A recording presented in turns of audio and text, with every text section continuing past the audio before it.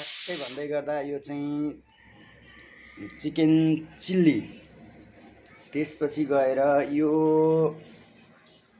Mushroom chilli, अनि त्यस्तै गरेर अब अर्को आउँदैछ यो चाहिँ तास। यो तास है, यो खेल्ने तास होइन, खाने तास है साथी। यो के होला, फिस करी है। यो सेलरोटी, विशेष गरी यो सेलरोटी यहाँ हेर्न सक्नुहुन्छ। यो तयारी रहेको अवस्थामा रहेको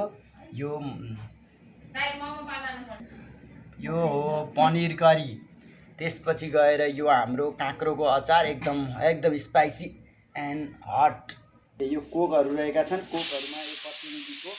र तपाईँहरूलाई यो सबै कुरा समग्रमा एकैचोटि देखाउनु पर्दा हामी यसरी अब यो दसैँको यो साँझ अघिल्लो सङ्घार, यो नवरात्रिमा हामी यसलाई अब उपभोग गर्दैछौँ होइन, स्वाद लिँदैछौँ। अब तपाईँहरू पनि चाहनुहुन्छ भने यसबाट अब कस्तो बनाउने, कसरी बनाउने, के गर्ने भन्ने बारेमा सुझाव सल्लाह लिने र दिने गर्न पाउनुहुन्छ।